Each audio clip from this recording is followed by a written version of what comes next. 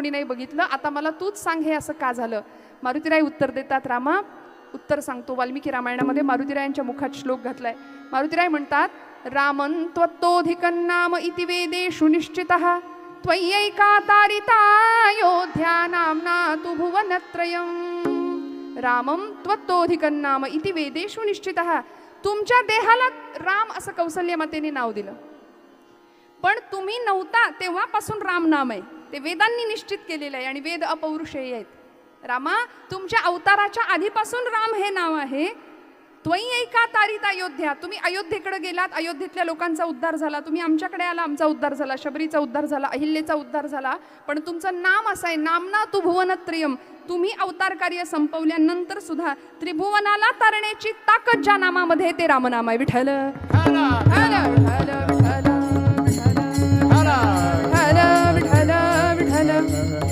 म्हणून येता जाता उठता बसता राम म्हणावं बरं का. उदकी तारिले पाशाल हे महिमान नामाचे, तारिले पाशाल हे महिमान नामाचे.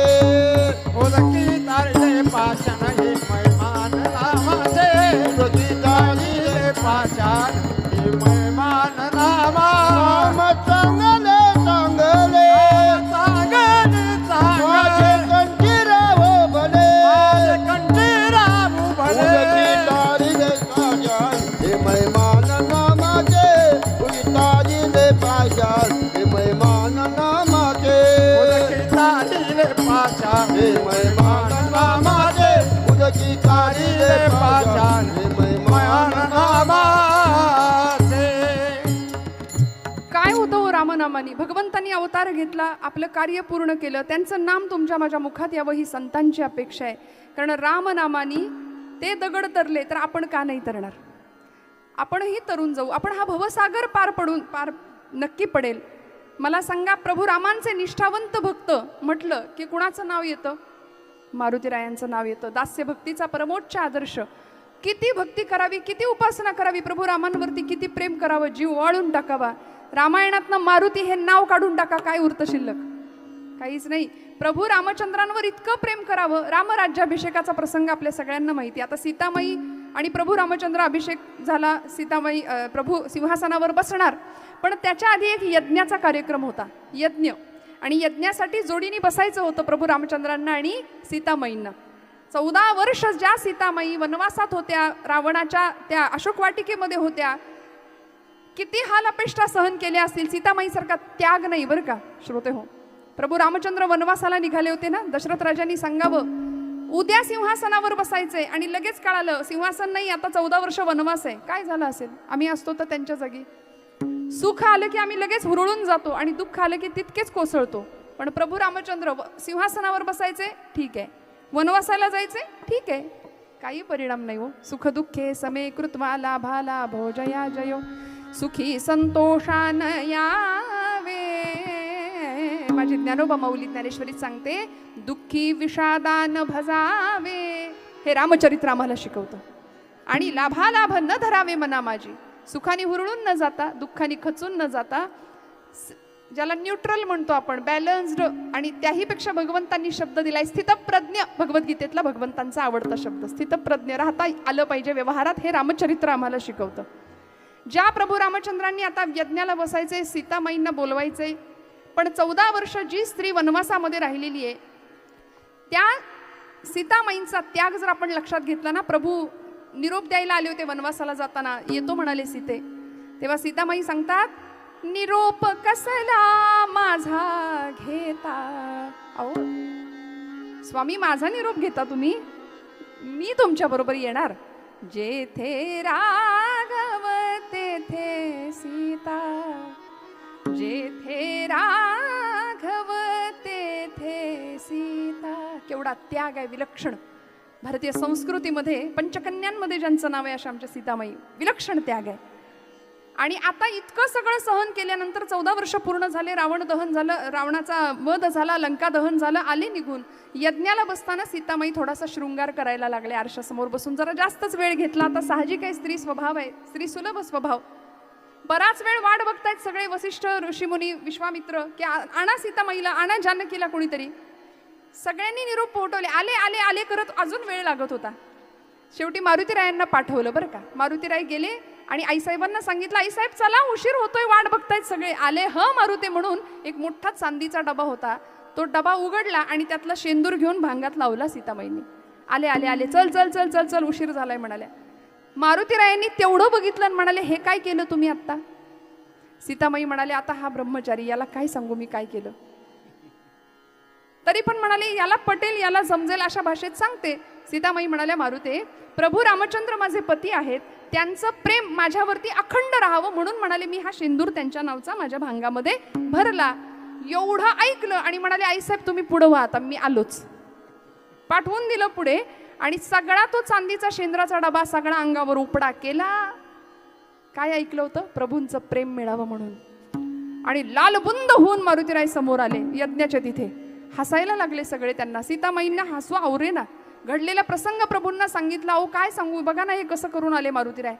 मी आपलं सांगितलं तुमचं प्रेम माझ्यावर राहावं म्हणून मी हे शेंदूर लावते, तर बघा सगळं अंग फासून टाकलं शेंद्रानी. प्रभू मारुतीराय शेंदूर का लावतात ऐका.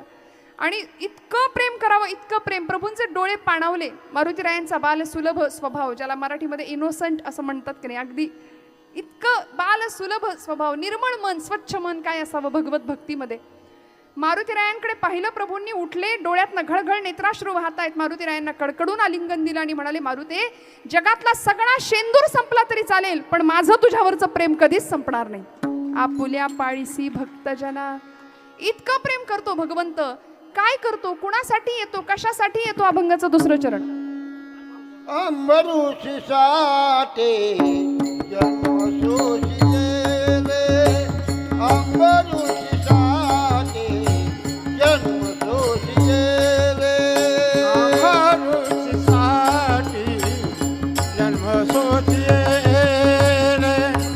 तुळशीसाठी जन्म सोचिले, पुष्प निर्दाळीले किती एक, पुष्प निर्दाळीले किती एक, अंबरुषीसाठी जन्म सोशिले, अंबरुषीसाठी जन्म सोशिले. पुष्प निर्दाळीले किती एक, पुष्प निर्दाळीले अंबरुषीसाठी जन्म सोचिले, अंबरुषीसाठी जन्म सोचिले.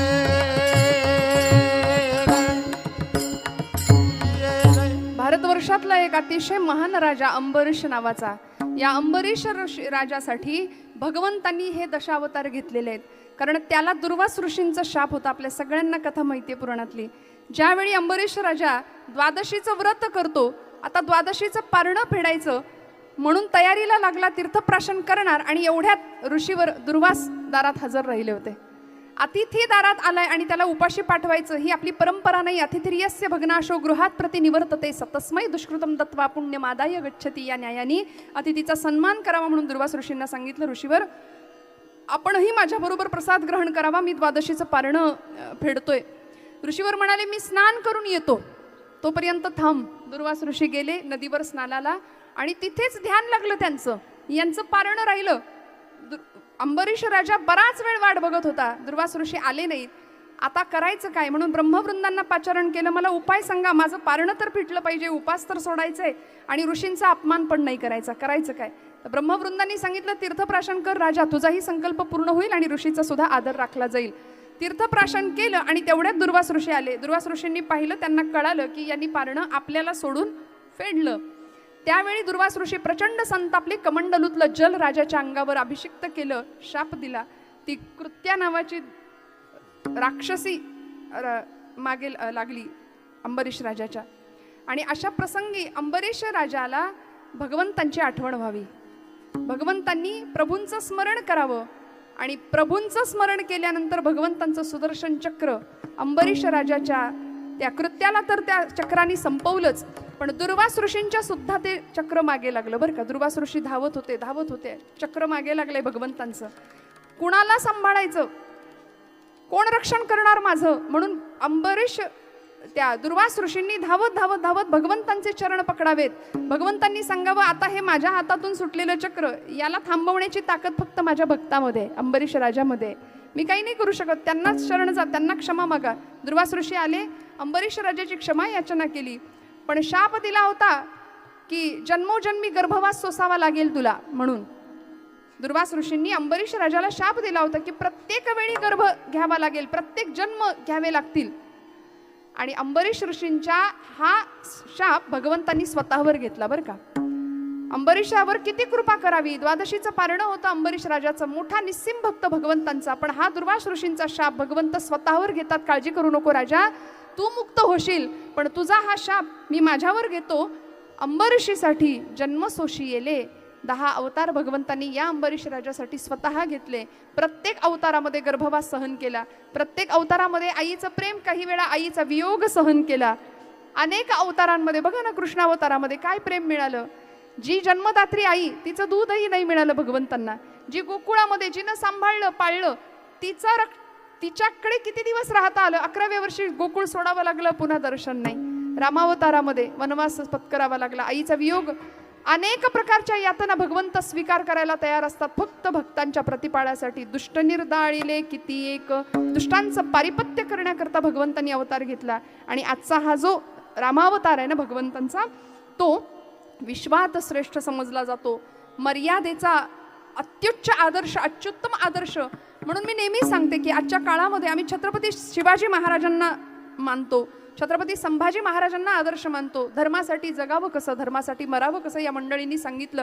धर्म जगावा कसा हे सांगणारे प्रभू रामचंद्र गोपालकृष्ण. धर्मासाठी धर्मस्थापनेकरता भगवंतांनी प्रत्येक वेळी अवतार घेतला ना.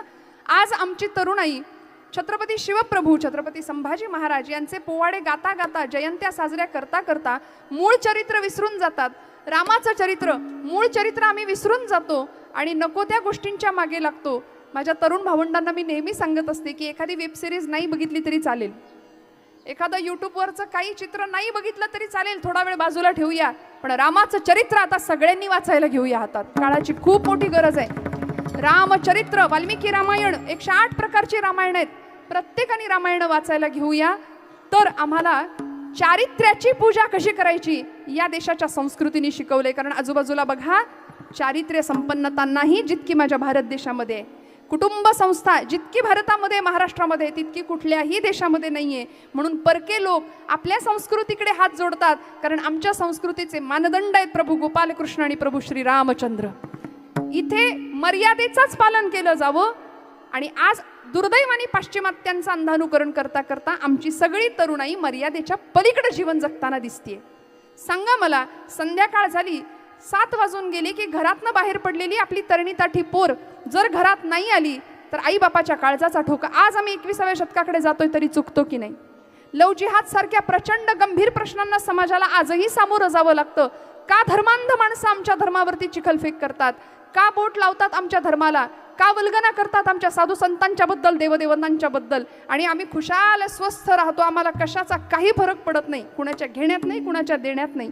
पण मला असं नेहमी वाटतं की रोजच्या जीवन व्यवहारामध्ये उदरनिर्वाहाचं साधन आपण जे काही करतो ते करून, रोज जे काही आपण उपासना करतो त्या उपासनेमध्ये एक माळ, बाकी सगळं स्वतः करता आम्ही मागतो की नाही?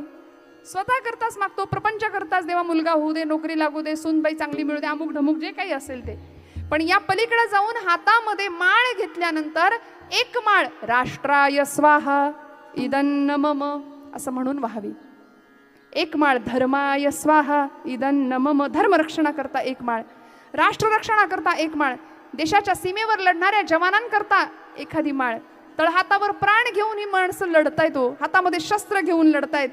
काय सुंदर आहे. म्हणून सावरकर सुद्धा का असं म्हणाले, शस्त्र पाप नास्वयेची शस्त्र पुण्य नास्वये, इष्टता अनिष्टता त्यास हेतूनेच ये.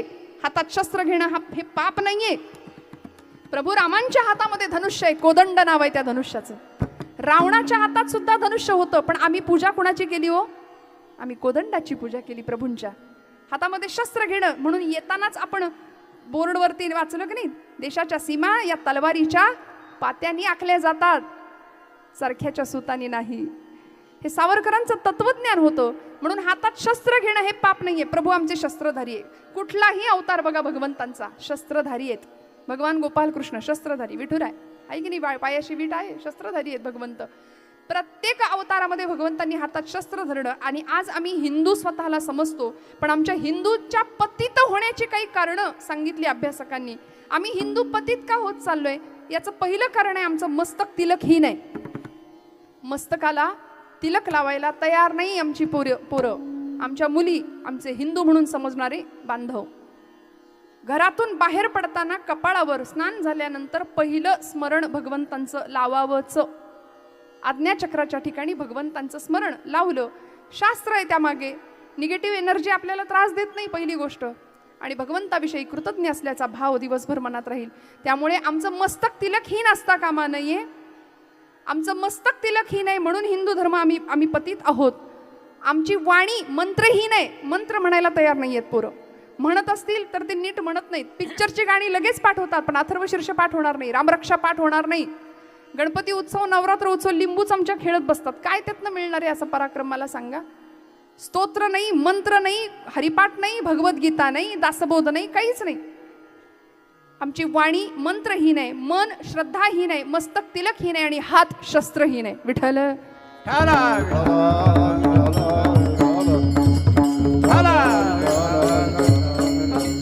आणि म्हणून भगवंतांच्या या जन्माचा उत्सव आम्ही साजरा का करायचा. उत्सव या शब्दाचा अर्थच असा आहे. उत्सव, उत म्हणजे उतू जाणं आणि सव म्हणजे आनंद. आनंदाचं प्राकट्य म्हणजे भगवान प्रभू रामचंद्रांचा जन्म आहे. सगळ्या दुःखांचा निराश म्हणजे प्रभू रामचंद्रांचा जन्म आहे. आणि या जन्म सोहळ्याच्या वेळी काय घडलो आपल्या सगळ्यांना माहिती आहे. पृथ्वीवरती आपण 12ला बरोबर पुष्पवृष्टी करतोय. एक 10 मिनिटं इकडे तिकडे होईल. सावकाश फुलं वाटायला घेतली तरी हरकत नाही, चालेल ना. पृथ्वीवरती रावण कुंभकर्णाधिक दैत्यांचा उच्छाद वाढायला लागला. अधर्माचं प्राबल्य वाढायला लागलं. धर्माचा ऱ्हास व्हायला लागला. त्यावेळी पृथ्वी माता गोरूप धारण करून ब्रह्मदेवांच्याकडे गेली. वत्सरूपी ब्रह्म्यापाशी जाय. आणि गोरूप धारण करून ब्रह्मदेवांच्या जवळ गेली आणि आपलं गाऱ्हाणं तिने मांडलं बरं का. सांगत होती की भगवंता, विधाता आपण आहात, निर्माता आपण आहात सृष्टीचे. साधू संतांना छळतोय हा रावण नावाचा दैत्य. कुंभकर्णाधिक दैत्य उन्मत्त झालेत. मला हा दुष्टांचा भार आता सहन होत नाही असं धरणी माता ब्रह्मदेवांना सांगते. ब्रह्मदेव म्हणाले, निर्मितीचं खातं माझ्याकडे असलं तरी या देशाच्या संरक्षणाचं खातं, थोडक्यात जगाच्या संरक्षणाचं खातं माझं नाही म्हणाले. विष्णूंकडे जावं लागेल आपल्याला. सगळे क्षीरसागरस्थ शेषशाही असलेले भगवान विष्णूंच्याकडे गेले आणि विष्णू भगवंतांना सगळ्यांनी गाऱ्हाणं घातलं की देवा रक्षण करा, रक्षमाम, रक्षण करा आमचं या दैत्यांपासून. तेव्हा भगवान श्री प्रभू नारायणांनी शांताकारं भुजगशयनं पद्मनाभं सुरेशं विश्वाधारं गगनसदृशं मेघवर्णं शुभांगं लक्ष्मीकान्तं कमलनयनं गम्यं वन्दे विष्णुं भवभयहरं सर्वलोकैकनाथं. सगळ्यांनी भगवंतांना गाऱ्हाणं घातलं, देवा रक्षण करा. तेव्हा भगवंतांनी या सगळ्यांना आश्वासन दिलं. बरं, मधुमथन म्हणे जन्मुनी दशरथ दारोद्वरी जगद्वेषी मारीन तुम्ही भावे स्वांशाने वानरासुरद्वेषी. आश्वासन दिलं, काळजी करू नका म्हणाले. मी माझा पुढचा अवतार अयोध्या निवासी असलेल्या दशरथ राजाच्या पोटी मी जन्म घेणार आहे. आपण सर्व देवदेवतांनी पृथ्वीवर येऊन वनचर व्हावं. माझी शंख आणि चक्र ही आयुध क्रमानं शत्रुघ्न आणि भरत म्हणून जन्माला येतील. माझी योगमाया जनकगृही सीता जानकी या नावाने अवतीर्ण होईल. काळजी करू नका, घाबरू नका, मी लवकरच अवतीर्ण होतोय असं आश्वासन भगवंत देतात. सगळे निघून येतात आनंदाने. आणि इकडे कोसल देशामध्ये अयोध्या नावाची नगरी, अयोध्या असं नावच जिचं की युद्धामध्ये योद्ध्याला जिंकून घ्यायला अत्यंत कठीण असलेली नगरी, तिचं नाव अयोध्या. आणि त्या अयोध्येचा राजा दशरथ. शरयू तीरावरी अयोध्या मनुनिर्मित नगरी, अयोध्या मनुनिर्मित नगरी, अयोध्या मनुनिर्मित नगरी.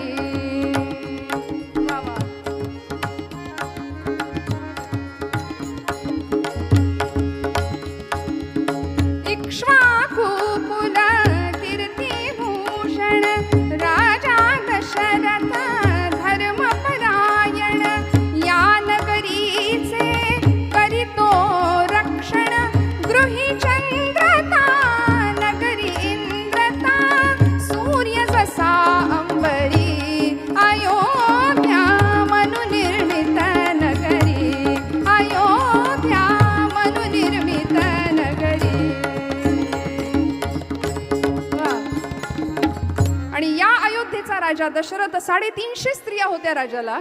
3 प्रमुख स्त्रिया कौसल्या, सुमित्रा आणि जागे आहेत ना सगळे की लागली झोप? कारण कीर्तनात ती बाई येते, वेळ कुठली असू दे, रात्र असू दे, दिवस असू दे, तर दुपारचे 12 असू दे, ती येते. काल म्हटलं ना आम्ही डोलतो, काही असे डोलतात, काही असे डोलतात. प्रत्येकाच्या डोलण्याच्या पद्धती कीर्तनातल्या वेगळ्या असतात. जागेपणी ऐका बरं का, गात जागा तवा. आणि या सगळ्यासाठी राजा अत्यंत चिंतातूर आहे. काय करावं? एक दिवस स्वप्न पाहिलं. दशरथ राये स्वप्न देखिले, दोघा पुरुषा आपण वधिले, आणि एक स्त्रियेसी मारिले अपराधे विना. स्वप्नात पाहिलं की 2 पुरुष आणि एका स्त्रीला आपण विनाकारण अपराधाशिवाय मारले. हे स्वप्न राजा दशरथांनी पाहिलं. जागा झाला आणि लगेच आपल्या कुलगुरू वशिष्ठ ऋषींना गाठलं. ऋषींना सगळं स्वप्न सांगितलं. घाबरला. ऋषींनी सांगावं, गुरुदेवांनी सांगावं, राजा काळजी करू नको, जंगलात जा, 3 श्वापदांचा वध कर, आणि त्यानंतर या तुझ्या स्वप्नाचा दोष आपण दूर करू, शांती करून, काळजी करू नको. राजा दशरथ मृगये करता, शिकारी करता बाहेर पडला. संध्याकाळची वेळ. फुलं घेताना बोलण्याची आवश्यकता अजिबात नसते. आजी, आपल्या हातापर्यंत फुलं येतील, सावकाश फुलं घ्या, शांतपणे फुलं घ्या, आणि आपण जेव्हा प्रभूंच्या नामाचा जय जयकार करू जन्मोत्सवाच्या प्रसंगी, त्यावेळी आपण पुष्पवृष्टी करायची. खूप शांततेने कथा ऐका. कथा आपल्याला माहिती नाही असं नाही आहे बरं का, ही कथा सगळ्यांना माहिती असते, पण त्या दिवशी त्या पर्वकाळाला या कथा पुन्हा पुन्हा ऐकायच्या, म्हणजे आपली भाववृत्ती तिथपर्यंत पोहोचते. सगुण चरित्रे परमपवित्रे सादर वर्णावी, हे नाथांनी सांगितले की नाही आम्हाला. पुन्हा पुन्हा पुन्हा पुन्हा का ही चरित्र ऐकायची, का लीला ऐकायच्या. या नगरीमध्ये राजांनी संध्याकाळच्या वेळी शिकारी करता जावं, आणि शिकारीला गेल्यानंतर दशरथ राजा शब्दवेधी होता. एका झाडावर चढला, बाण रोखून सज्ज होता. अंधार वाढत चालला. शब्दवेधी होता. श्वापद पाण्यावर येत आहेत की काय याची वाट पाहत होता. आणि त्याच वेळी इकडे काशी यात्रेला निघालेला श्रावण नावाचा वैश्य कुलोत्पन्न असा एक बाळ आपल्या आई वडिलांना घेऊन निघालाय कावडीमध्ये.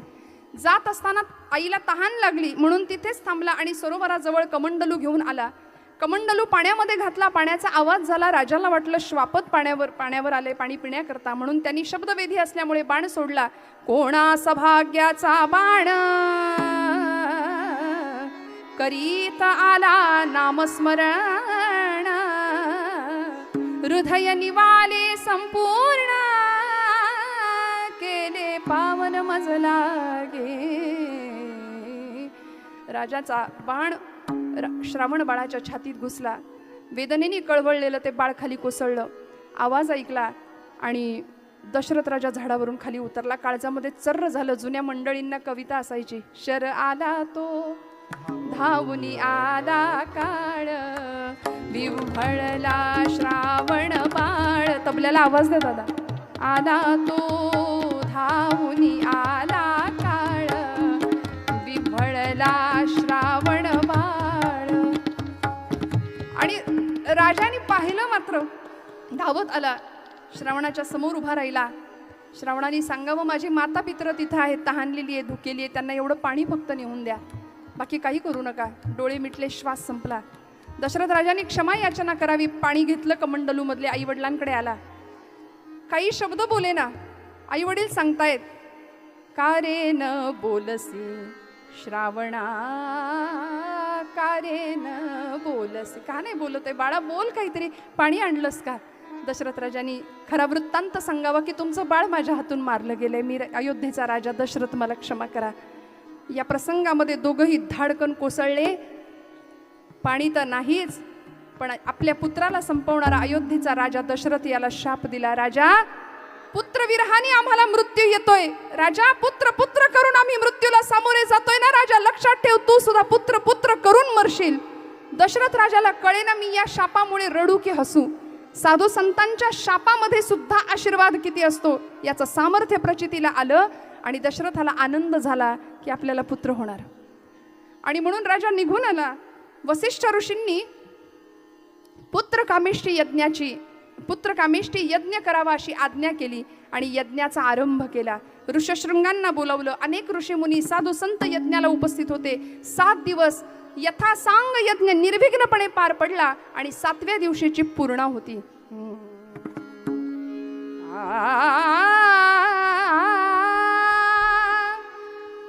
7व्या दिवशीची पूर्णाहुती झाली आणि त्या यज्ञामधून साक्षात अग्निनारायण प्रगट झाला हो. आणि काय करावं? दशरथा घे हे पायसदान पायसदान दशरथा घे हे पायसदान पायसदान तुझ्या यज्ञी मी प्रकट झालो तुझ्या यज्ञी मी प्रकट झालो हा माझा सन्मान दशरथा पायसदान पायसदान दशरथा.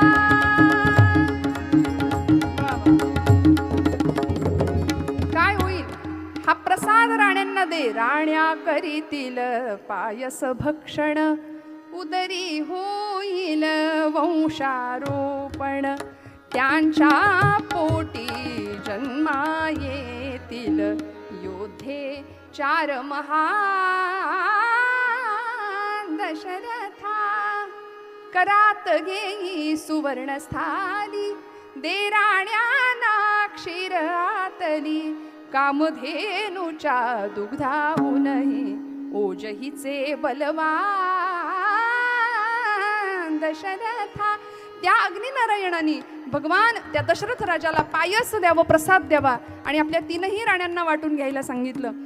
त्या ठिकाणी फक्त कौसल्य आणि सुमित्रा उपस्थित होती म्हणून राजाने दोघींच्या हातामध्ये प्रसाद दिला. कैकेयीला नंतर दिला. तिला राग आला, तिने तो प्रसाद टाकून दिला. त्या प्रसादाचं पुढे काय झालं आपल्याला मारुती जन्माच्या वेळी ती कथा आपण नेहमी ऐकतो. तो पिंड तो प्रसाद एका घारीने न्यावा आणि मग मारुतीरायांचा तिकडे जन्म आहे आपल्या सगळ्यांना माहिती आहे. पण या प्रसंगामध्ये आता दिवसामागून दिवस जात आहेत. 3ही राण्यांना गर्भ राहिले बरं. आणि बघता बघता वसिष्ठ म्हणे रायासी धर्म मर्यादा आहे ऐसी डोहाळे पुसावे स्त्रियेसी जे मागती ते त्यासी द्यावे. काय डोहाळे होते हो? राजा दशरथ प्रथम कैकेयीच्या महालामध्ये गेले आणि कैकेयीला डोहाळे विचारावेत या उद्देशाने राजांनी सांगावं कैकेयी काय करावं असं वाटतंय, काय इच्छा आहे मनातली. त्यावेळी कैकेयीने आपली इच्छा सांगितली. कैकेयी सांगते ज्येष्ठ पुत्राला वनवासाला पाठवा आणि माझ्या मुलाला राज्याभिषेक करावा, गादीवर बसवावं ही माझी अपेक्षा. हे डोहाळे होते कैकेयीचे. 1000 विंचू डसावेत चावावेत इतक्या भयानक वेदना राजाला त्या क्षणी झाल्या होत्या. 1000. पण या प्रसंगामध्ये राजाने मनावर दगड ठेवावा आणि कौसल्येच्या सुमित्रेच्या महालामध्ये जावं.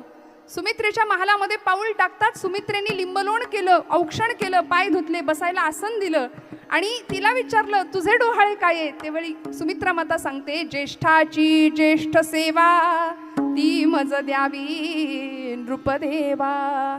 मोठ्या बंधूची सेवा मला करायला द्या. हे डोहाळे होते सुमित्रा मातेचे. आनंद झाला. आणि आता कौसल्येच्या महालामध्ये दशरथ राजा येतात.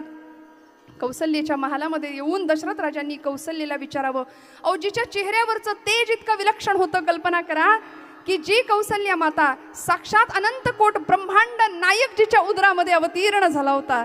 काय काय असेल तिचं रूप, काय असेल तिची अवस्था. समाधी अवस्थेमध्ये पोहोचलेली नामदेव महाराजांनी वर्णन केलंय. समाधी अवस्थेमध्ये आपण काल ऐकलं मन हे राम रंगी रंगले आत्मरंगी रंगले विश्वरंगी रंगले रामरंगी. चराचर सृष्टीमध्ये सगळं राम राम राम तत्व भरून उरलेलं. अंत में राम ही राम. कौसल्या मातेची विलक्षण तेजपुंज प्रतिमा पाहिली. दशरथ राजांनी विचारलं कौसल्ये काय हवंय, काय इच्छा आहे मनातली. तुला आठवतंय का? आणि अचानक राजाला लहर आली की तुला आठवतंय का आपलं लग्न झालं त्यावेळी रावणाने आपल्या लग्नात विघ्न केलं होतं. तशी संतापली, ताडकन उठली. रावण कुठाय? रावण द्या धनुष्य, आत्ता लंकेवर चाल करून जाते, आत्ता रावण निर्दालन करते, दुष्टांचं पारिपत्य करते. आणि कौसल्येचे हे डोहाळे ऐकले राजाने. इतका आनंद झाला. दिसामागून दिवस गेले. 9 दिवस 9 मास भरले आणि बघता बघता बघता चैत्र शुद्ध नवमीचा आजचा दिवस उजाडला. सूर्य माध्यान्नी आला, डोक्यावर तळपत होता. आकाशामध्ये देवसमूहांनी गर्दी केली आणि नामदेव महाराजांनी वर्णन करावं, आमच्या सकल साधू संतांनी वर्णन करावं या प्रभू रामरायाच्या जन्माचा आनंद सगळ्या जगाने, सगळ्या आमच्या साधू संतांनी आणि देवतांनी, ऋषीमुनींनी केला की खऱ्या अर्थी भगवंतांनी दिलेलं निवेदन, आश्वासन खरं करून दाखवलं. दशरथ राजाच्या पोटी मी जन्माला येईन हे आश्वासन होतं भगवंतांचं. आणि चैत्र शुद्ध नवमीच्या या तिथीच्या पर्व काळाला भगवंत दशरथ राजाच्या महालामध्ये, दशरथ राजाच्या आणि कौसल्या मातेच्या पोटी जन्म घेतात. बोला राजाधिराज प्रभू रामचंद्र महाराज की. पुष्पवृष्टी केली तरी चालेल. महारुद्र हनुमान की. राजाधिराज प्रभू रामचंद्र भगवान की. राजाधिराज प्रभू रामचंद्र भगवान की. जय श्रीराम. नारायणगावकर आवाज कमी आहे का आपला? हो, ही राम. आता कोणीच उठू नका बरं, मी सांगते. आपण पुष्पवृष्टी टाकली ना, अजिबात उठू नका जागेवरून, कृपया कृपया. नाही सांगते. विठ्ठल विठ्ठल विठ्ठल विठ्ठल विठ्ठल विठ्ठल. प्रभूंचा जन्म झाला. आणि आजचा जो दिवस आहे ना श्रोते हो, रामनवमीचा, चैत्र शुद्ध नवमी, चैत्र मास शीतपक्ष, त्यात शुद्ध नवमी ही तिथी, गंधयुक्त उष्णवात, उष्ण हो किती, हा असं सुंदर वर्णन केले गदिमांनी सुद्धा, महाराष्ट्राचे आधुनिक वाल्मिकी. आणि या दिवशी आजचा दिवस इतका परमपावन आहे की जसा प्रभू रामचंद्रांनी जन्म घेतलाय तसा रामांचा दास असलेले ज्या समर्थांनी क्षात्र तेजाचं स्फुल्लिंग चेतवलं महाराष्ट्राच्या मनामनामध्ये, रोमरोमामध्ये, ते समर्थ सद्गुरू राष्ट्रगुरू समर्थ रामदास स्वामी यांची सुद्धा आजचाच जन्मदिवस, यांची सुद्धा जयंती आजच. समर्थांनी जांब नावाच्या मराठवाड्यातल्या एका खेड्यामध्ये राणूबाई आणि सूर्याजी पंत ठोसर यांच्या पोटी जन्म घेतला. खऱ्या अर्थी रामदास हे नाव सिद्ध झालं. नारायण पूर्वीचं नाव होतं. नारायणाचा दास, दासाचा स्वामी, स्वामींचा समर्थ. आणि महाराष्ट्राला एक नवा महाराष्ट्र धर्म ज्या समर्थांनी दिला. राम हेच ज्यांचं उपास्य दैवत होतं. अंतरात राम, ध्यानी राम, मनी राम, राम गावा, राम ध्यावा, राम जीवीचा विसावा, हे सगळ्या जगाला ठासून सांगणारे प्रभू समर्थ रामदास स्वामी, त्यांचाही जन्मकाळ आजचाच आहे श्रोते हो. म्हणून राष्ट्रगुरु समर्थ रामदास स्वामी महाराज की जय. जय रघुवीर. प्रभूंचा जन्म झाला. धन्य धन्य धन्य अयोध्येचे लोक. धन्य धन्य धन्य अयोध्येचे लोक. धन्य धन्य धन्य अयोध्येचे लोक. धन्य धन्य धन्य अयोध्येचे लोक. वैकुंठ नायक पाहतील, वैकुंठ नायक पाहतील. धन्य पशु पक्षी श्वापले तरुवर. धन्य पशु पक्षी श्वापले तरुवर. धन्य पशुपती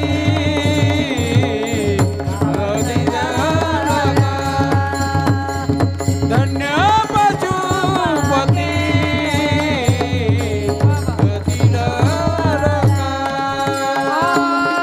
राजा रघुवीर पाहतील. संत श्रेष्ठ नामदेव महाराजांनी अयोध्येमध्ये प्रभू रामांच्या जन्माचं केलेलं वर्णन आहे हे. राजा रघुवीर पाहतील, राजा रघुवीर पाहतील.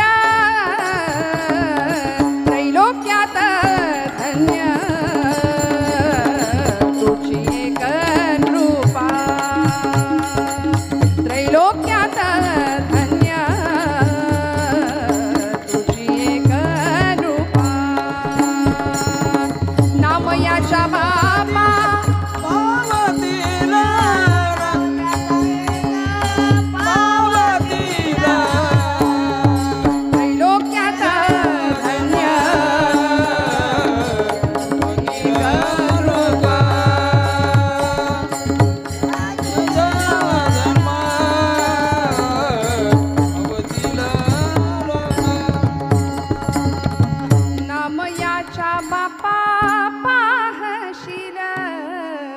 नामयाच्या बापा पाहशील धन्य धन्य धन्य अयोध्येचे लोक. इतकी धन्यता वाटावी. चैत्र मास त्यात शुद्ध नवमी ही तिथी गंधयुक्त तरीही उष्ण गंधयुक्त काय तरीही उष्ण वात हो किती. दोन प्रहरी काग शिरी सूर्य थांबला राम जन्मला ग सखे राम जन्मला राम जन्मला. टाळी टाळी. राम जन्मला राम जन्मला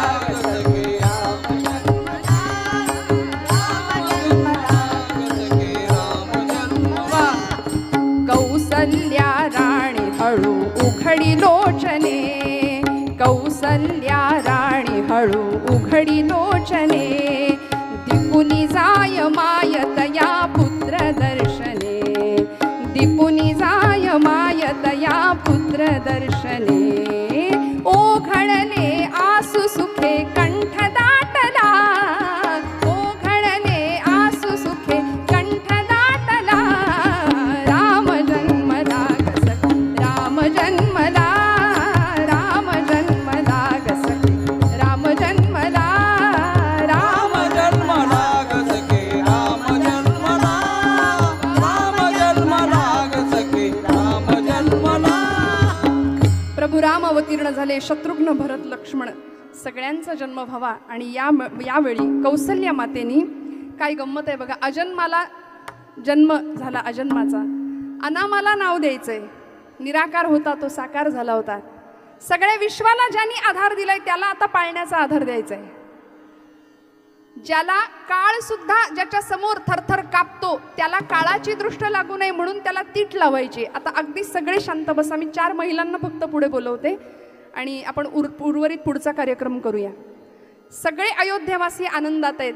सगळ्यांनी आनंदाचा सोहळा साजरा करावा. फक्त 4 ते 5 जणी या सगळ्यांना बघायला मिळेल आणि गोंधळ न करता कृपया. कौसल्या माता समोर आली आहे. बाळाला आपल्या हातात घेतलंय. टक लावून रामप्रभूंकडे पाहते. जास्त जणी नको. कृपया कृपया गर्दी करू नका. कौसल्या माता या कोणीतरी रामप्रभूंची मूर्ती हातामध्ये घ्या.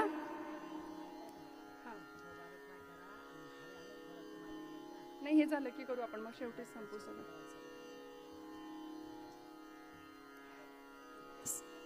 कौसल्या मातेनी प्रभू रामचंद्रांना आपल्या खूप लक्ष देऊन ऐका बरं का. आपल्या मांडीवर घेतलंय. खाली बसा ताई. पाय पसरून खाली बसा जरा. बाळाला आंघोळ घालायची आहे बरं का. आणि अतिशय सुंदर पद्धतीने अयोध्यातल्या सगळ्या राजस्त्रिया जमलेल्या आहेत. अनंतकोट ब्रह्मांड नायक काळाची दृष्ट लागू नये म्हणून कौसल्या माता ऐकताय ना महिला मंडळ. कौसल्या माता बाळाला तीट लावतीये. छान गरम पाण्याने उष्णोदक आणलं. गरम पाण्याने त्याला स्नान घातलं. मऊसूत कापडाने त्याला पुसून घेतलं. रेशमी वस्त्र त्याला परिधान केली. अत्यंत सुंदर त्याला तीट लावली. पावडर लावली. काळाची दृष्ट लागू नये म्हणून. आणि इतका सुंदर देखणा भगवंत राजस सुकुमार मदनाचा पुतळा असा परमेश्वर. या परमेश्वराला पाळण्यात ठेवण्याआधी भगवंताचं नाम ठेवायचंय म्हणून सगळ्या राजस्त्री आल्यात. कौसल्या मातेने गोपा करायला घेतला. बरं चला. गोविंद घ्या कुणी दामोदर घ्या. घ्या गोपा करा. घ्या कुणी गोपाळ घ्या. गोविंद घ्या कुणी गोपाळ घ्या. गोविंद घ्या कोणी गोपाळ घ्या. हे गोविंद घ्या कुणी गोपाळ घ्या. गोविंद घ्या कोणी गोपाळ घ्या. माधव घ्या कुणी मधुसूदन घ्या. माधव घ्या कोणी मधुसूदन घ्या. गोविंद घ्या कुणी गोपाळ घ्या. हो गोविंद घ्या कोणी गोपाळ घ्या. श्रीराम घ्या कुणी त्रिविक्रम घ्या. श्रीराम घ्या कुणी त्रिविक्रम घ्या. गोविंद घ्या कुणी गोपाळ घ्या. गोविंद घ्या कुणी गोपाळ घ्या. गोविंद घ्या कोणी गोपाळ घ्या. गोविंद घ्या कोणी गोपाळ घ्या. आणि यशोदा त्या कौसल्या मातेनी श्रीराम प्रभूंना पाळण्यामध्ये ठेवलं. भगवंतांचं नामकरण झालं. श्रीराम हे नाव सगळ्या जगाला तारणारा मंत्र ठरला. प्रभूंचं जीवन, प्रभूंचं कार्य, मर्यादा पुरुषोत्तमाचं चरित्र आणि प्रभूंना पाळण्यामध्ये ठेवल्यानंतर स्वतः कौसल्या मातेने आपल्या पाळण्याची दोरी हातामध्ये घेतली आहे. सगळ्या राजस्त्रिया जमल्यात आणि अत्यंत गोड आवाजामध्ये पाळणा गातायत.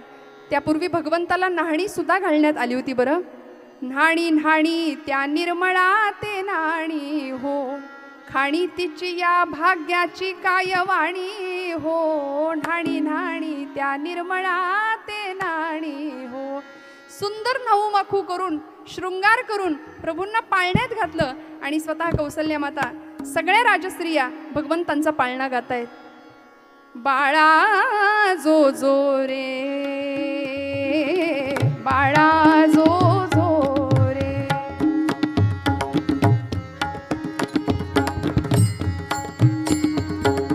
बाळा जो जो रे, कुलभूषणा दशरथा नंदना, निद्रा करी बाळा मनमोहना, रामा लक्ष्मणा, बाळा जो जो रे,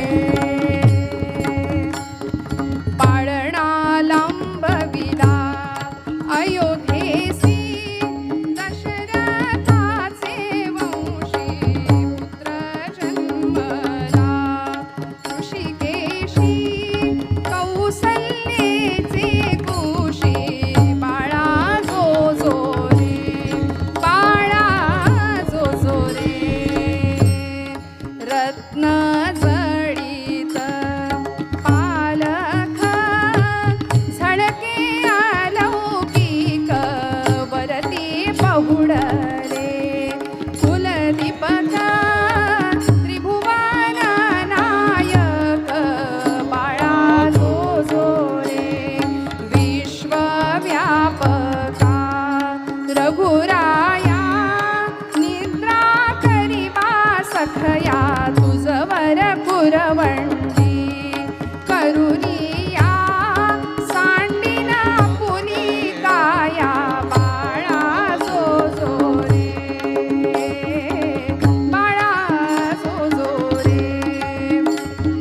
राम भावाचा भुकेला भक्ताधीन झाला, दास विठ्ठले ऐकिला, पाळणा गाईला, बाळा जो जो रे, कुलभूषणा दशरथ नंदना, बाळा जो जो रे.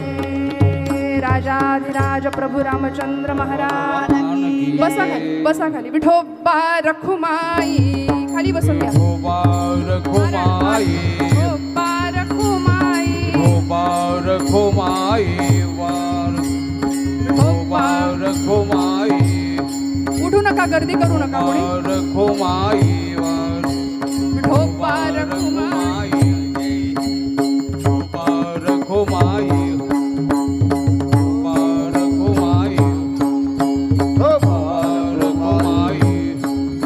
रखुमाई, रखुमाई, विठोबा रखुमाई. टाळी वाजवा, टाळी वाजवा.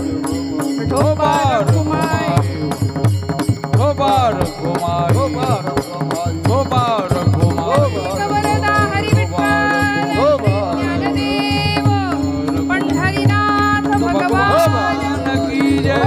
रखुमाई. रखुमाई, विठोबा रखुमाई.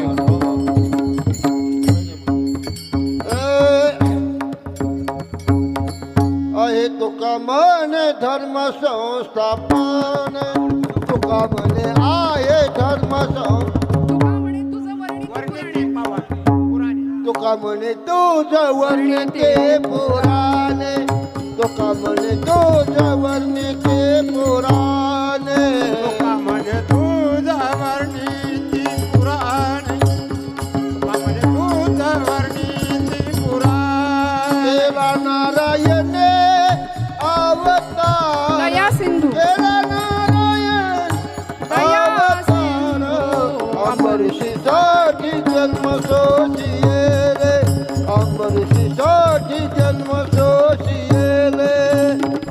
नारायण दया सिंधू होय नारायण दया सिंधू अंबऋषीसाठी जन्म सोशिये अंबऋषीसाठी जन्म सोशिये दुष्ट निर्दारिले किती एक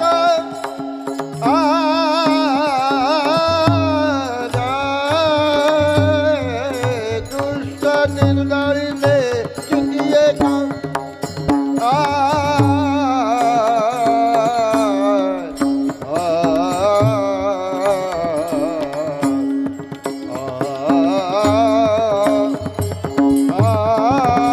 दुष्ट निर्दारिले किती एक किती एक किती एक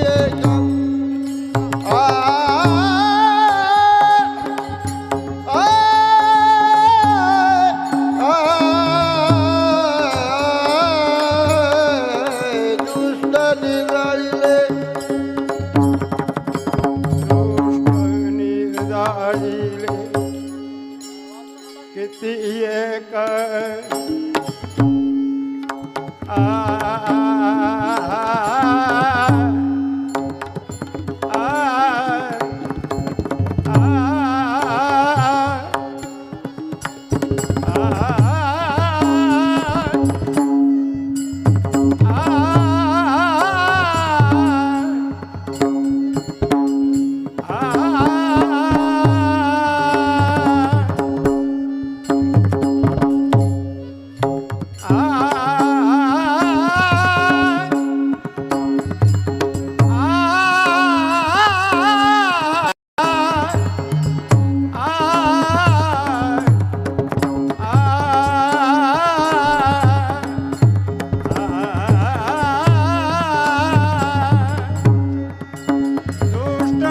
गर्दी करू नका इथे.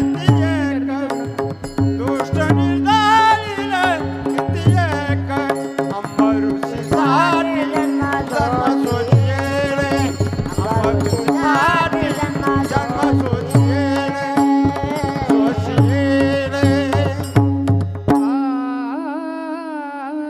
तुका म्हणे तुझ वर्णिती पुराणे होय नारायणे दया सिंधू अंबऋषीसाठी जन्म सोशियेले. तुकोबरायांच्या या अभंगाला यथामती यथाशक्ती स्पर्श करण्याचा प्रयत्न केला. आज राम जन्मोत्सवाच्या सोहळ्यानिमित्त कालची आणि आजची कीर्तन सेवा नारायणगावमध्ये मला करता आली. मनापासून सर्व संयोजकांचे, उमेश काकांचे आणि सगळ्यांचेच कृतज्ञतापूर्वक आभार व्यक्त करते. सेवेसाठी उपस्थित असलेले सर्व साथीदार आणि कालपर्यंत उपस्थित असलेले आमचे नितीन दादा आणि अंकित दादा, मनापासून दोघांनाही कृतज्ञतापूर्वक नमस्कार. सगळ्यांच्या चरणी नमस्कार करून सेवेला विराम देऊया. ज्ञानेश्वर माऊली, ज्ञानराज माऊली तुकाराम, ज्ञानेश्वर माऊली, ज्ञानराज माऊली तुकाराम, विठ्ठल जय जय विठ्ठल. बोलिलेले कुडे वेळे मा कुडे उत्तर नाही चालिला अधिकार फुला म्हणे ज्ञानेश्वरा का पाया करा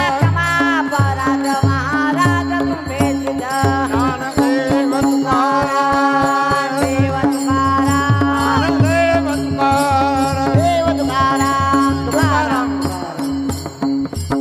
पुंडरी कवरदे हरी विठ्ठल ज्ञानदेव तुकाराम प्रभु रामचंद्र भगवान की जय.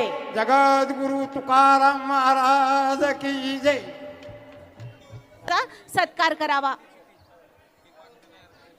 यानंतर माननीय सतीश भार्गव यांना मी विनंती करते की त्यांनी तबला वादनाची साथ दिलेली आहे ते नितीन पंडित यांचा सत्कार करावा. हरिओम काकांना मी विनंती करते की त्यांनी तबला वादक नितीन पंडित यांचा सत्कार करावा.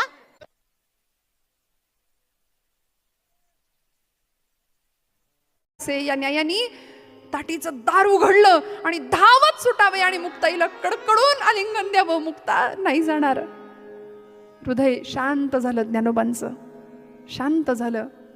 कृष्णरूपी बोधिले मन माझे ही अवस्था झाली. आणि मग मात्र कैवार घेतला समाजाचा. ज्ञानेश्वरीच्या लिखाणाला सुरुवात झाली. नेवाशाच्या मंदिरामध्ये सच्चिदानंद बाबांच्यावर कृपा झाली. आपल्याला प्रसंग माहिती आहे, प्रेत उठवलं होतं आणि नेवाशाच्या मंदिरात बाबांनी ज्ञानेश्वरी लिहावी, ज्ञानोबांनी बोलावं. शके 1272 टीका केली पै ज्ञानेश्वरी, सच्चिदानंद बाबा आदरे लेखकू झाला. शुद्धिपत्र प्राप्त व्हावं म्हणून पुन्हा धर्मपीठासमोर ही मंडळी जातात. धर्मपीठासमोर सांगतात आम्हाला शुद्धिपत्र द्या.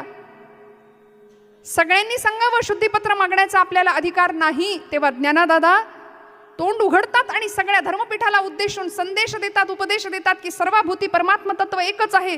तुमच्यात जो परमात्मा आहे तो आमच्यातही आहे. मग आम्हाला ही अवहेलना आमच्या वाट्याला का? आणि तेव्हा मात्र सगळे धर्मपीठ संतापला. अरे आम्हाला ज्ञान शिकवतोस कार्ट्या, आम्हाला अक्कल शिकवतोस? सर्वभूती परमात्मा तत्व एक आहे म्हणे, तुझ्यात जो आत्मा आहे तो आमच्यात आहे, तू आम्हाला शिकवणार? एवढंच आहे ना? तर तिकडून रेडा चाललाय म्हणाले. त्याचंही नाव ज्ञानाच आहे, तुझ्यासारखाच आहे तो. तुला जमेल, तुला जे येतं ते त्याच्या मुखातनं त्याला तुला जमेल बोलवता येईल, वदवता येईल. ज्ञानादादांनी फक्त आपल्या गुरूंकडे बघावं, निवृत्तीनाथांकडे. आणि नजरेनच निवृत्तीनाथांनी सांगितलं, ज्ञाना आता थांबायचं नाही. संतांना चमत्कार करण्याची हौस नव्हती बरं का, हौस नव्हती. यावेळी मुक्ताबाई होत्या. सांगितलं दादा, सणकांडी होती मुक्ताबाई, म्हणजे साधं कामच नव्हतं, चितकला होती. दादा आता नाही थांबायचं, आता दाखव त्यांना रेडा सुद्धा कसा बोलतो ते. सर्वभूती परमात्मा तत्व एक आहे, देह वेगळा असला तरी चैतन्य एकच आहे, हे सिद्ध करून दाखव. आज काही बुद्धिवादी मंडळी, बुद्धिभेद असणारी मंडळी बोलतात ज्ञानोबांनी असं नाही, हे खोटं आहे म्हणाले, थोतांड आहे, भिंत चालली, रेड्यामुखी वेद बोलावले वगैरे. अहो त्यांचं भावविश्व पोचत नाही म्हणून ते संभ्रम व्यक्त करतात, पण असं नाही. ज्ञानोबांच्या भावविश्वातली भिंत चालली, भगवंतांना ती चालवावी लागली, रेड्यामुखी वेद बोलवावे लागले. आणि ज्ञानोबांनी सांगावं, हो ज्ञाना नावाचा तो रेडा समोर आणला गेला. ज्ञानोबांनी मस्तकावर फक्त हात ठेवला आणि देवा बोला म्हणाले. सर्वांगात चैतन्य सळसळलं आणि ज्ञानादादांनी सांगावं, ओम अग्निमिळे पुरोहितम. रेड्याच्या मुखातनं आवाज यायला लागला, ओम अग्निमिळे पुरोहितम यज्ञस्य देव ऋत्विजम. मुखातनं आवाज यायला लागला, चमत्कार दिसला. आणि चमत्काराशिवाय नमस्कार नाही म्हणतात ना. सगळं धर्मपीठ म्हणायला लागलं, आम्हाला जे येतंय ते रेडा बोलायला लागलं तर आमची काय किंमत राहिली? थांबवा म्हणाले हे सगळं. मिरवणूक निघाली, सगळ्यांना माहिती आहे श्रोते हो, पण तरी सुद्धा होणारा त्रास थांबत नव्हता, संपत नव्हता. आपल्या सगळ्यांना माहिती आहे, दिवाळीचा सण आला आणि त्या सणाला निवृत्तीनाथांच्या झोळीमध्ये कोणीतरी डाळ घातली होती, कोणीतरी हरभऱ्याची डाळ दिली होती, गुळ दिला होता, तेल दिलं होतं. आणि ते सगळं घेऊन निवृत्तीनाथ येतात आणि मुक्ताईला सांगतात, मुक्ते आई मांडे करायची, तुला आठवतंय का ग? मांडे खायची इच्छा झाली मुक्ते, मांडे करूया का ग? मुक्ताबाई सांगते, दादा माझ्या निवृत्ती दादानी कधीच कुठली आजपर्यंत मागणी केली नाही, आज गोडधोड मांडे खावेसे वाटतायत ना निवृत्ती दादा तुम्हाला? त्यात काय अवघड आहे, आत्ता जाते, खापर घेऊन येते म्हणाली, सगळं तयारी आहे, पटकन जाते. म्हणून कुंभारवाड्यात जावं आमच्या मुक्ताई आईसाहेबांनी. सांगावं पटकन मला रांधण देता का एक मांडे भाजायला? त्या कुंभारकाकडून रांधण घेतलं, खापर घेतलं. निघत असताना विसोबा चाटी, सद्गृहस्थ म्हणावं की काय म्हणावं, समोर आले आणि मुक्ताईला सांगितलं, मुक्ते अगं रांधण घेऊन चाललीस तरी कुठे? मुक्ताबाईंनी सांगावं, काका अहो निवृत्ती दादाला मांडे खायची इच्छा झालीये, त्याला मांडे करून घालणारे खाऊ. अरे संन्याशाच्या कार्टांनो, तुम्हाला गोडधोड तरी कशाला पाहिजे सांगा ना, कशाला एवढे जिभेचे चोचले पुरवता रे? आणि इकडे ते रांधण, आणि इकडे ते खापर कडून फोडून टाकलं. रडायला लागली मुक्ताबाई, रडायला लागली. रडत रडत रडत घरी येताना ज्ञानादादा समोर दिसले. कुरवाळलं ज्ञानादादांनी, मुक्ते रडतेस का ग? काय करू दादा, कधी नव्हे ते आज निवृत्ती दादांना गोड खायची इच्छा झाली, मांडे खायची इच्छा झाली आणि मी अशी काहीच नाही करू शकले. विसोबांनी फोडून टाकलं रांधण, आता करू काय, कुठून आणू, कसे भाजू मांडे? ज्ञानदादा म्हणाले, मुक्ता एवढंच ना, सगळी तयारी कर, आपण भाजूया मांडे. आणि मग मुक्ताबाईंनी सगळी तयारी केली, सगळी तयारी झाली मांड्यांची. आणि ज्ञानदादा समोर येतात, योगाग्नीनी आपल्या शरीरातला अग्नी प्रज्वलित करतात, लालबुंद पाठ होते आणि पाठीवर मुक्ताईनी मांडा टाकावा, टमकन फुगून वरती यावा आणि हा चमत्कार त्या झरोक्यातनं विसोबा पाहतायत साठी. मग योग धारणा करुनी ज्ञानदेवे पेटविला पंचाग्नी. एक एक एक मांडा असं फुगून टम्म वरती यायला लागल्याबरोबर विसोबांना कळायचं ते कळालं. सगळेजण जेवायला बसलेत आणि असे झरोक्यातनं बघतायत या सगळ्यांचं सामर्थ्य. स्वतःच्या चुकीचा पश्चाताप होतोय. मुक्ताबाईंनी सांगावं, काका असे खेचरासारखे बाहेर काय उभे राहिला, आत या. म्हणून विसोबा चाटी नाव होतं, पण ते विसोबा खेचर झाले. खेचर म्हणजे गाढव, होय की नाही. आणि विसोबांना कळालं, ए गाढवा असं फक्त आईच म्हणते, तिचाच हक्क असतो. मेल्या कारट्या मर एकदाचा, हे आईच म्हणते. पण ते खरंच मर असं नसतं, नाही का. मेल्या कारट्या, उन्हात इथं काय मरतोस, उन्हात काय मरतोस, घरात येऊन मर, ही आईची भाषा असते. आणि ती तर जगज्जननी होती, आद्यत्रय जननी देवांची. सांगितलं, अहो काका असे खेचरासारखे तिथे काय उभे राहिला, आत या. धावत गेले, डोक्यावर पायावर मस्तक टेकलं, क्षमा याचना केली, अनुग्रह घेतला. निर्गुणाचे डहाळी पाळणा लांबविला, गुरुपुत्र झाला मुक्ताईचा. विसोबांनी शिष्यत्व पत्करलं मुक्ताबाईंचं, अनुग्रह घेतला या प्रसंगात. लहान वयाच्या मुक्ताई, विसोबा काका, वयाचं बंधन नाही, अनुग्रह घेतला, गुरुपुत्र झालो मुक्ताईचा. आणि आपल्या सगळ्यांना माहिती आहे, हेच विसोबा खेचर पुढे नामदेवांना अनुग्रह देणारे ठरले. औंड्या नागनाथचा प्रसंग आपल्या सगळ्यांना माहिती आहे, की जिथे नामदेवांना सुद्धा सद्गुरु प्राप्तीची ओढ लागावी ही भगवंताची इच्छा, म्हणून भगवंतांनीच ऍड्रेस दिला, जा औंढ्याला. तिथे गेल्या गेल्या जे दृश्य नामदेव महाराज पाहतात, ते पिंडीवरती पाय ठेवून बसलेले हे आजोबा, मुक्ताईंचे शिष्य. काय मुक्ताईंचं सामर्थ्य असेल, काय परंपरा आहे. मुक्ताई, विसोबा चाटी, विसोबा खेचर, मग नामदेव महाराज, काय अधिकार आहे मुक्ताबाईंचा. तिथे गेल्यानंतर आधी डोकंच फिरलं होतं नामदेवांचं. म्हणाले, काय पण ऍड्रेस दिलाय मला गुरु शोधायला, हे असले गुरु पिंडीवर पाय ठेवून बसलेत. विसोबांनी सांगावं, अरे बाबा माझे पाय मला उचलवत नाही, तूच ठेव उचलून, जिथे देव नाही तिथे, जिथे ठेवावे तिथे शिवलिंग प्रगट व्हावं. मग कळलं सर्वभूती परमात्मा तत्व कसं आहे, चैतन्य सगळीकडे भरून कसं उरलंय. अनुग्रह झाला तिथे नामदेवांना. ही गुरु परंपरा आहे मुक्ताईंची. विलक्षण त्याग, विलक्षण आपल्या भावंडावरचं प्रेम मुक्ताबाईंचं.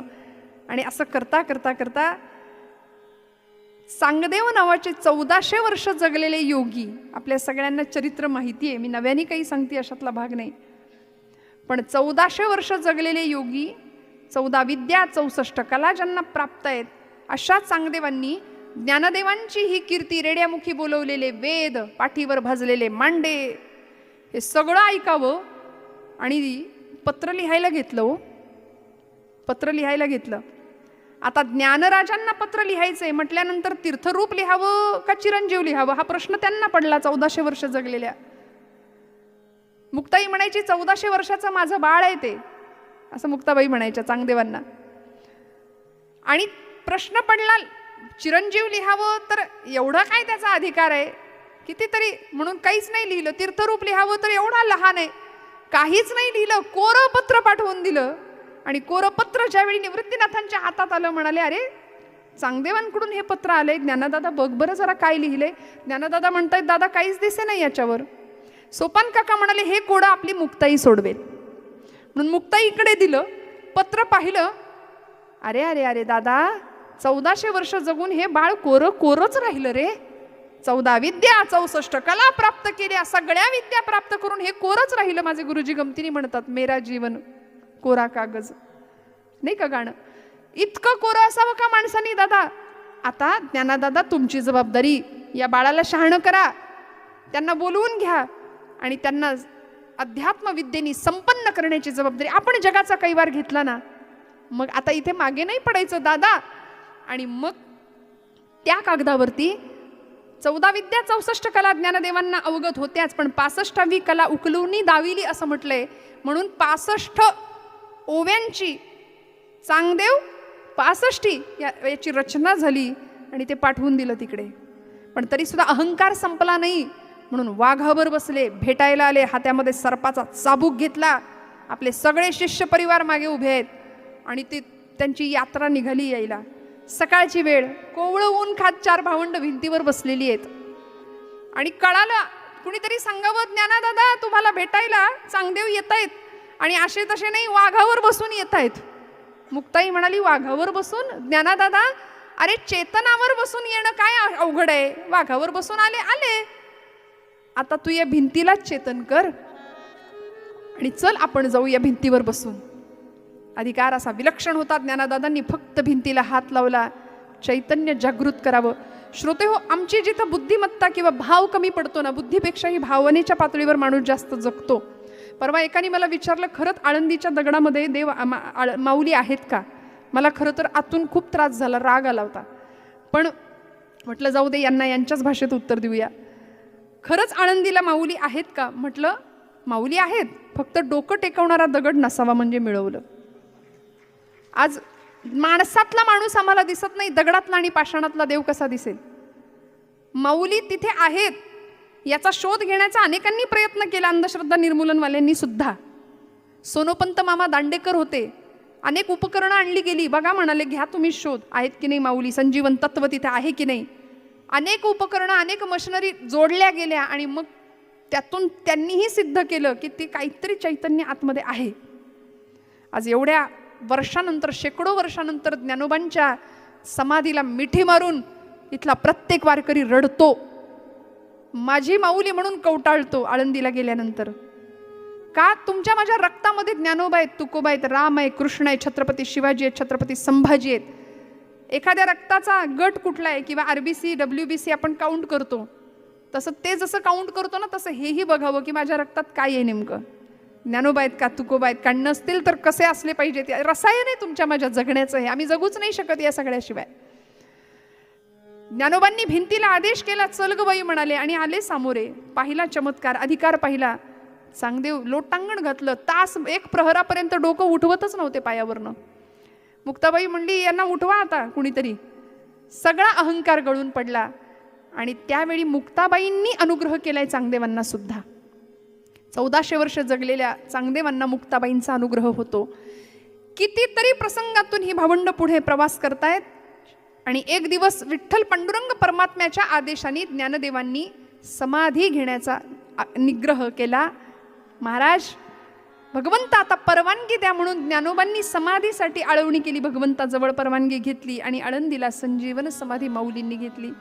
सगळे रडत होते, सगळे रडत होते. नामदेव महाराजांनी टाहो फोडावा, निवृत्तीनाथ शांत होते, सोपान काकांनी. पण मुक्ताबाईंनी सांगावं, रडता कशासाठी? ज्याचं जीवन ध्येय अपूर्ण राहिलंय ना, त्याच्यासाठी रडावं.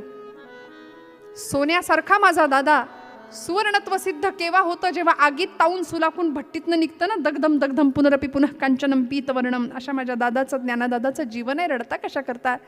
ज्याचं जीवन ध्येय अपूर्ण राहिलंय त्याच्यासाठी रडा, माझ्या ज्ञानासाठी रडू नका. उलट एवढंच म्हणा, जे खणांची व्यंकटी सांडो तया सत्कर्मी रती वाढो भूता परस्परे पडो मैत्र जीवांचे.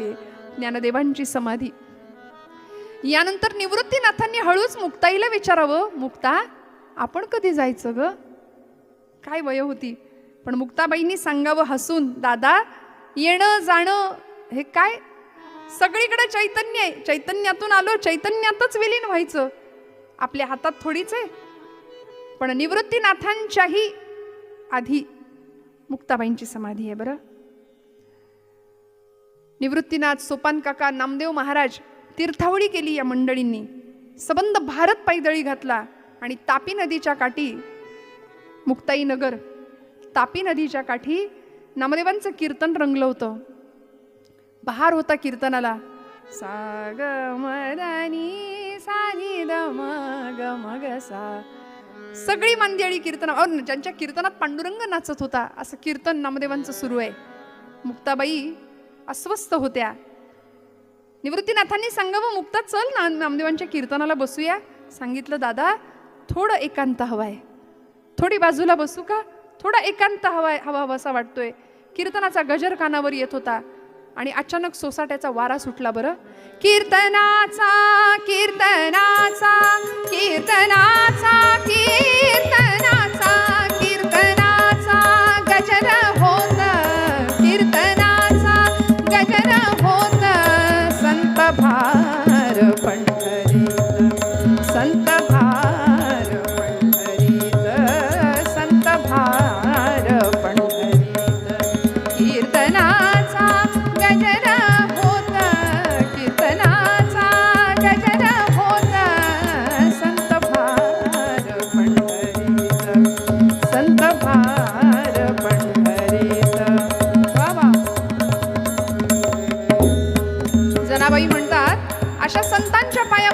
पाहूया की ज्यांनी जीवन सर्वस्व पांडुरंग चरणावर वाहिलं, समाजाचं फक्त आणि फक्त कल्याण व्हावं हा प्रयत्न केला. ऐशा संता शरण जावे, ऐशा संता शरण जावे, जनी म्हणे त्याला ध्यावे, जनी म्हणे त्याला ध्यावे, त्याला ध्यावे संत भार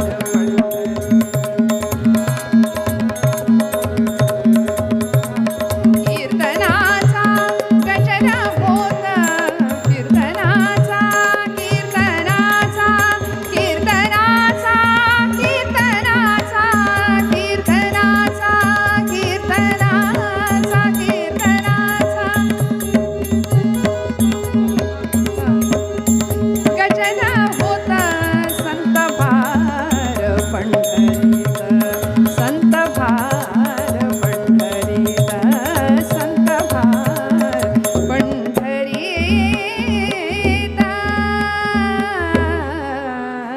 वादळ इतकं सुटलं विलक्षण की दिसतच नव्हत्या मुक्ताई आई साहेब कुठे. सगळीकडे शोधाशोध सुरू झाली. मुक्ताईला शोधा, एकटी आहे, मुक्ताईला शोधा. आणि अचानक लख्खकण वीज चमकली आणि मुक्ताबाई गुप्त झाल्या. बरं, विदेह कैवल्य रूपता ही अवस्था प्राप्त झाली. काहीच शिल्लक नाही तिथे. वीज झाल्या, गुप्त झाल्या. निवृत्तीनाथांना, नामदेवांना फक्त तिथे एक छोटी बाहुली दिसली. मुक्ताबाईंचं जीवन हे असं आहे बरं. घटस्थापनेचा त्यांचा जन्म आहे अश्विन शुद्ध प्रतिपदेचा 1279 साल आणि वैशाख शुद्ध दशमी 1297 साल या दिवशी मुक्ताबाईंची समाधी विदेह कैवल्य रूपता प्राप्त झाली. मुक्ताचं मुक्त असलेलं जीवन म्हणजे मुक्ताबाईंचं जीवन आहे. मुक्तावस्थेला होत्या आणि म्हणूनच त्यांचं वर्णन निळोबारायांनी असं केलंय, नमो ज्ञानेश्वरा, नमो ज्ञानेश्वरा.